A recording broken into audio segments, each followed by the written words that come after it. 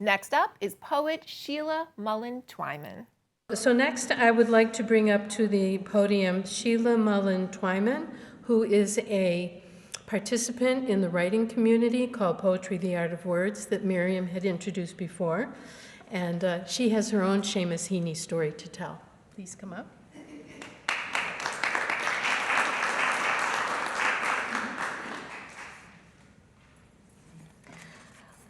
I'm going to read a poem by Seamus.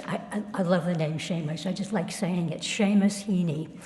And I had the pleasure of meeting him back in the 1950s when I was at Boston College. He came and spoke a few times and contributed a lot of his correspondence and manuscripts to the library at the college. I'm going to read The Death of a Naturalist.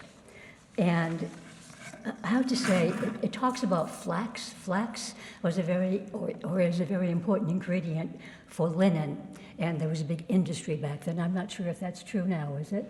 No. Okay, this is Seamus Heaney. The Death of a Naturalist. All year the flax dam festered in the heart of the townland. Green and heavy-headed, flax had rotted there, weighted down by huge sods. Daily it sweltered in the punishing sun. Bubbles gurgled delicately. Blue bottles wove a strong gauze of sound around the smell. There were dragonflies, spotted butterflies, but best of all was the warm, thick slobber of frog spawn that grew like clotted water in the shade of the banks. Here, every spring, I would fill jam pots full of the jellied specks to range on windowsills at home, on shelves at school, and wait and watch until the fattening dots burst into nimble, swimming tadpoles.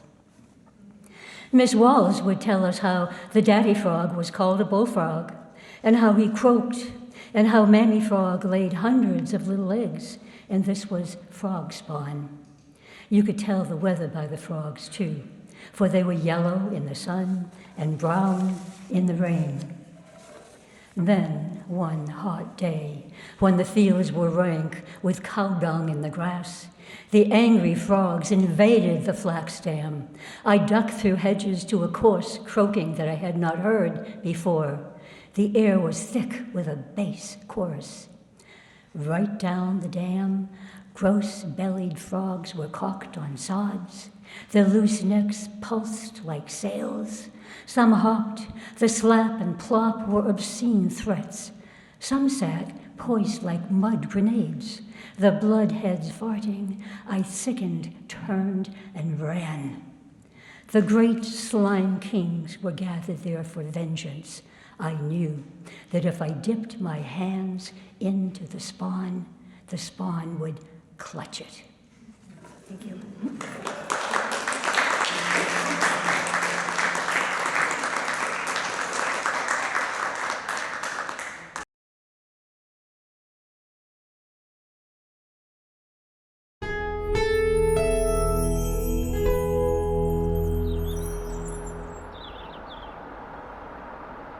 If you enjoyed this video by the local scene, please give it a thumbs up and hit the subscribe button.